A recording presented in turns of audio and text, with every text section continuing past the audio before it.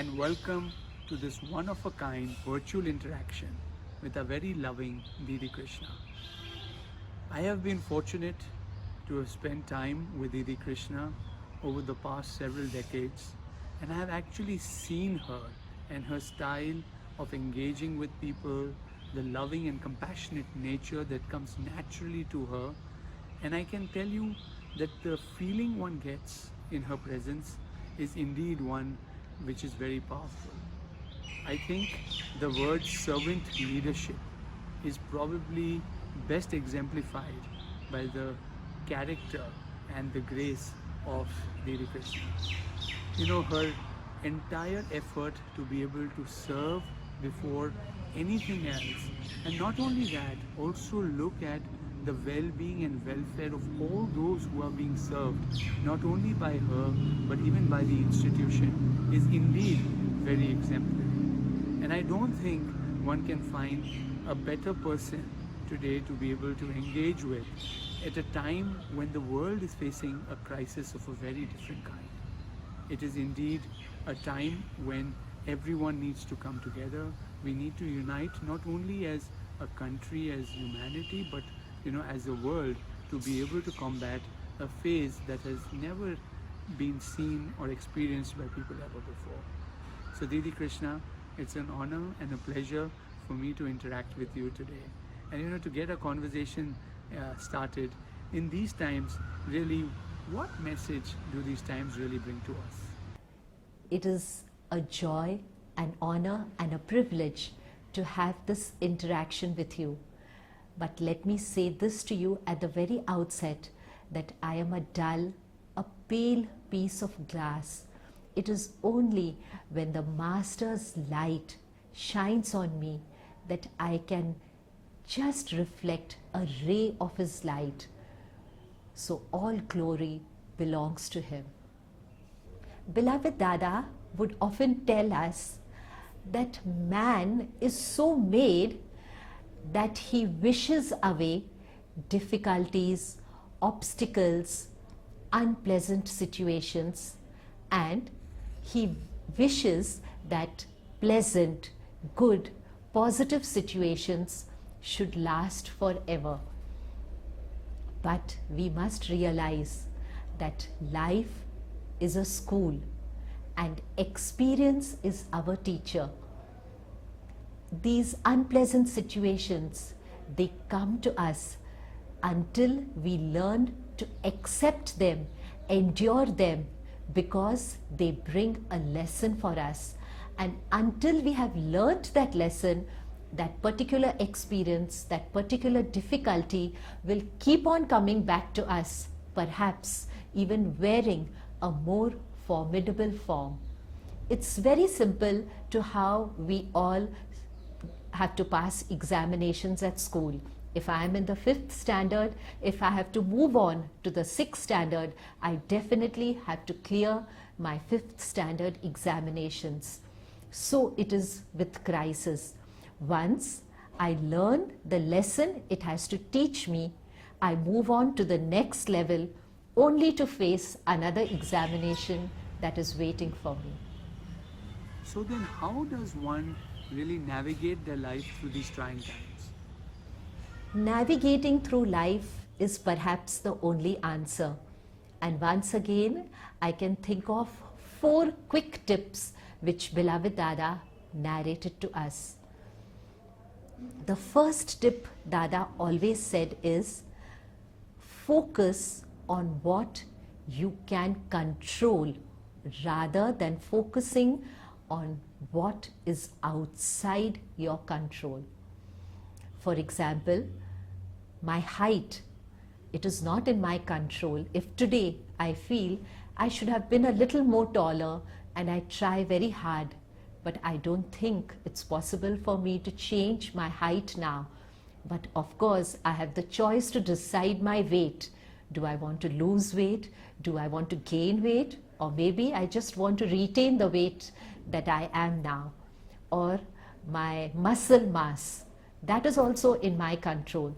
So we should be able to distinguish between things which are within our control and which are beyond our control and focus on things which are within our control. Our beloved Dada was a master storyteller. So that his teachings really stick with us, he would always narrate to us short and timely stories. Referring to this point, one day he gave us a beautiful story of a shepherd who comes to of a traveler who comes to a new village. And when he enters the village, he sees a shepherd standing by and he asks him, "What is the weather going to be like?" The shepherd looks at the traveler and says, "Of course, the weather that I like." The traveler was confused. He said, "How is that?" And the shepherd said, "I have realized that in life I do not get what I like. So I have learned to like what I get. Therefore, definitely I will have the weather which I like." And therefore, beloved Dada said, when we should always learn to adapt ourselves to the storm, and we should always learn to adapt ourselves to the weather, and we will be able to weather every storm. And the second suggestion that beloved Dada gave us was, let us focus not on the crisis, but we should focus or convert the crisis into an opportunity. When does a challenge become an obstacle? When we succumb to it, when we bow down to it. Instead of thinking if, let us always think how. The call of our life should be onward, forward, upward. And the third suggestion which our beloved Dada gave us was, let us pause and reflect. Every crisis, as I said, brings a lesson that we have to learn. Let us learn those lessons. Let us take advantage of the crisis. Like this crisis has brought so many invaluable lessons. It has taught us to value life, not only life, but each breath. It has taught us the real meaning of life. It has taught us to revere nature, to have reverence for nature. Not only nature, but it has taught us to have reverence for all life. There are so many lessons that we need to learn. And the fourth and the most important practical suggestion he gave us is, let go, let go, let God. For there is nothing that is impossible with God. There is no problem that God cannot handle. There is no crisis that God cannot control. So let us turn to Him. We have tried many things. Now, He often said to us, try God, try God, try God. These are the 4 practical suggestions which beloved Dada would always give us, and I'm sure even if we pick up one of them, we will find that we will be able to face these turbulent times and emerge victorious. You know, today, if we look at our lives, money has become a very important part of everyone's life. How do people really cope with the monetary losses of this pandemic? Money is an important aspect of our life. Life is it makes life more comfortable, it makes life more easy, but I think our difficulty is that we have made money the center of our lives. Money as a foundation cannot be stable, because money can come and go. Investments can rise and fall. We need something. Our base has to be something very strong. We tend to focus only on things that money can buy, and in the bargain, we forget so many things that money cannot buy. It cannot buy us relationships. It cannot buy us love, joy, peace. There are so many things that money cannot buy. Let us center our life in God. And when we do so, when the center will hold us, then life can never shake us. I remember that I don't remember the year, but the Gold Control Act was introduced in India, and the jewelers were naturally affected by it. One jeweler, when he hears this news, immediately he gets a cardiac arrest and he passes away. There were thousands of other jewelers who took this announcement in their stride, and their optimism, their positivity, it did pay.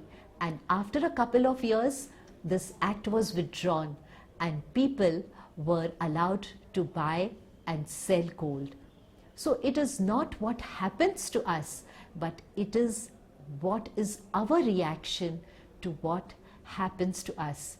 This world has gone through various economic depressions. It has gone through various difficulties, but humanity has always survived, and I'm sure with the grace of God, we will come out of this crisis also. When life seems bleak and the future uncertain, how do we keep ourselves grounded, level-headed in these times? How do we enable ourselves to think positively? This pandemic has claimed so many lives.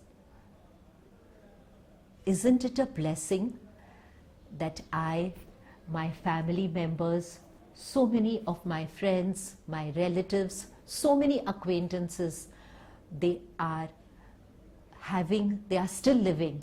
Not only they are living, but they are all healthy. Once again, I'm reminded of a story which Beloved Dada only narrated to us.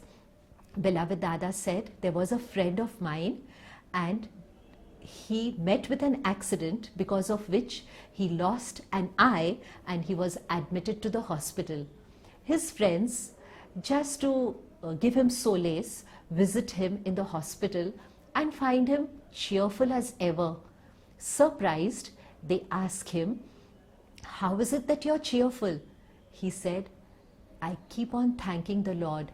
I keep on giving gratitude to the Lord that this accident did not take away both my eyes. God was so kind that He protected my one eye.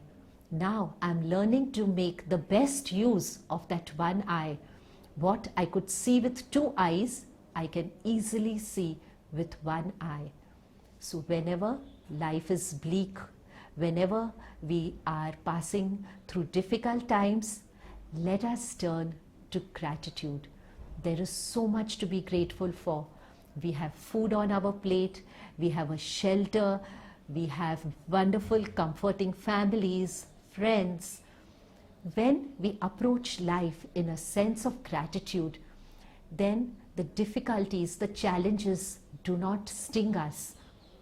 Beloved Dada would often tell us, begin your day with gratitude. When you get up in the morning, the first thing you must do is to say, "Good morning, God. Thank you, God, for giving me the gift of this beautiful day. And do give me the strength, do give me the energy, do give me the wisdom to spend this day rightly, to spend this day well."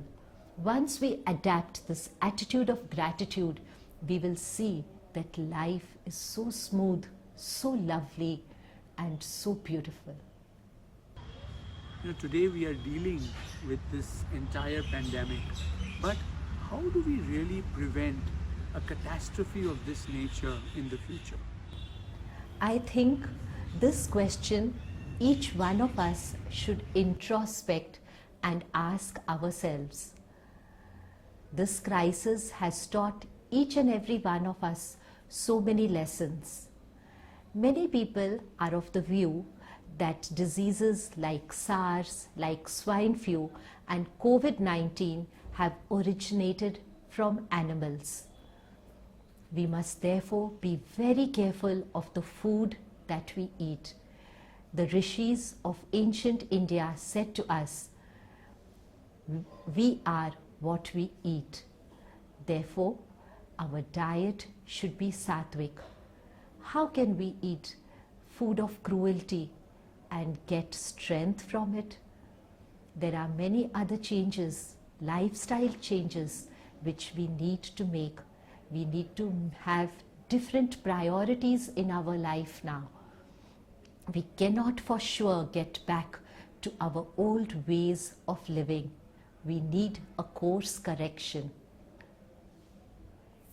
Then there is also this aspect which beloved Dada often pointed out to us, that we must grow in a spirit of reverence for nature. He in fact warned us that if man interferes with nature, if man continues to exploit nature, he will have to pay a very heavy price for it. In all humility, we must realize that we are just a tiny, a minuscule part of nature, and therefore we must approach nature in a spirit of reverence. This crisis has also taught us the lesson of interconnectedness, Vasudhaiva Kutumbakam. And we must also note that these pandemics, these crises are not the prerogative of only this age. Every age has been overwhelmed by them. But as I said, humanity has survived. The corridors of history, the pathways of life are strewn with challenges. There is not a day when we do not have to face a challenge. But beloved Dada said to us, when problems surface, insights disappear. When insights surface, problems disappear. So then how do we achieve work-life balance? Once again, let me describe to you a technique which was given to us by our most beloved Dada. He called it practicing the pause. Man, we are so made that we like to pause time and again. Every night we sleep, and it is that sleep which refreshes us, which energizes us. It is this pause. It is this breath of relaxation, I should say, that energizes us, that heals us, that revitalizes us. Yes, by all means, we should focus on our work. We should give it our best. We should put in all our effort. But then we should again relax. We should step back. We should pause, we should step back, and we should relax. And when we are with our families, we should give them our undivided time and attention. And beloved Dada always reminded us that we should always give time, we should always have a session of personal quiet time. We must make time for ourselves. Once when asked about the success of his life, beloved Dada said, when I eat, I eat. When I work, I work. When I sleep, I sleep. When I pray, I pray. What do? Our lives, when we are all mingled up, when we are eating, sometimes we are thinking something else. When we are sleeping, we are thinking about our work. Play, work, sleep, all overlap each other. Therefore, let us live in the moment. Let us live in the now. So now as we are coming out of this lockdown, Didi Krishna, can you give us a mantra that will enable us to pick up the pieces, get started and lead a fulfilling life? As I said before, the mantra which was dear to beloved Dada was this 3-word mantra, thank you God, thank you God, thank you God. He would tell us, in sun and rain, in pleasure and pain, in loss and gain, recite this mantra, thank you God, thank you God, thank you God, and you will see miracles happen in your daily life. And he would again tell us, after reciting this beautiful mantra, you must back it up, you must follow it up with positive visualization. Like in today's times, Let us visualize that this entire world is COVID free, that we all are healthy and strong. Our immune systems are getting stronger day by day. We can move out in the open.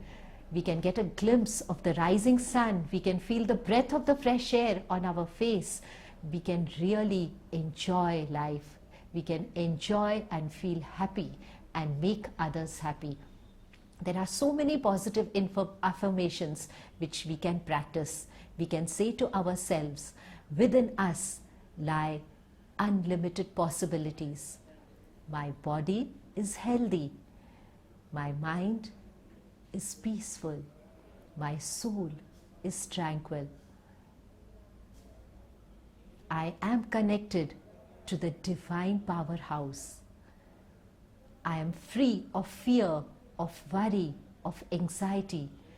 There are so many such affirmations which we should keep on reaffirming to ourselves, not only when we wake up, but throughout the day, whenever we get an opportunity, whenever we get a minute or so.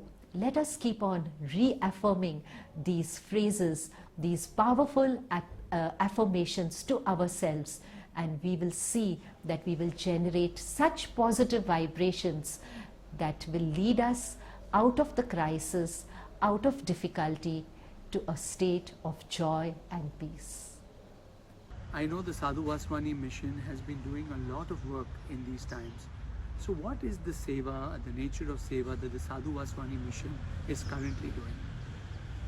Both our masters, revered Sadhu Vaswani and revered Dada J.P. Vaswani, placed this ideal before us.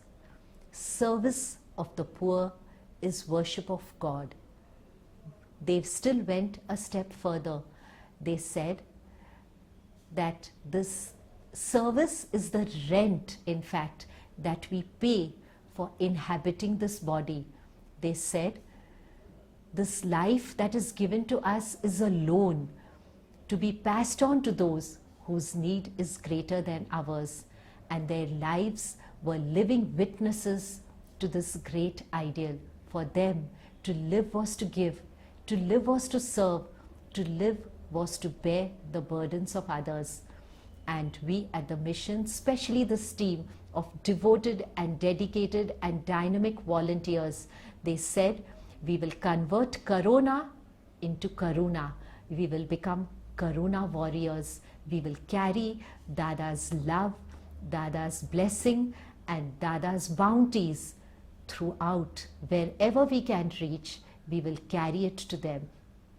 Our focus was initially on migrant workers, on homeless people who are living on the streets, on slum dwellers, and people who are living in villages, because we realized that they really didn't have even a morsel of food. Going to them and serving them literally brought tears to the eyes of volunteers and motivated them that they would even risk their lives if they could bring comfort and joy and solace to the lives of others. Beloved Dada often urged us, do not curse the darkness, but light your little candle. Many of us feel that our service may be so insignificant, and therefore we refrain from doing it. But nothing is little, nothing is trivial, nothing is insignificant. Let me mention again another story from the illustrious life of beloved Dada. As you all know, he was fond of very long walks. In those days, he used to go for a walk to the Ban garden. And as we were taking a walk, Dada sees a few fishermen catching fish. Immediately, he goes to them and appeals to them to release the fish, and he even offers to pay them for the fish that they have caught. Not only for the fish that they have caught, but also he said to them, I will pay you the earnings of the entire day, so that at least today you must not catch any more fish. A stranger who was standing nearby comes up to Dada and says, it's a good thing that you are doing, but what difference will it make? these fishermen will come back tomorrow and again start fishing. And what does Dada do? He requests the fisherman to just give him one fish from the net, and he picks it up and he puts it back into the water, and he said it will make a difference to this one. Let us just try to bring difference even to one hungry person, even to one suffering person, and we would not have lived our life in vain. Wow, that's been just such a marvelous interaction. Didi Krishna, thank you so much for sharing your thoughts, your views, your words of guidance, your words of advice. And yes, in the light of the Master, with the grace of the Master, with the grace of our beloved, forever living and loving Dada, I am sure all of us as a human race will be able to not only get past this crisis, but actually emerge stronger, more effortlessly better, to be able to lead a better, fulfilling life. Not only for each one of us, but everybody who is there together to create the future of the new world. Thank you. I'm grateful to you for this opportunity. In fact, this interaction has taught me much. Dada Shah.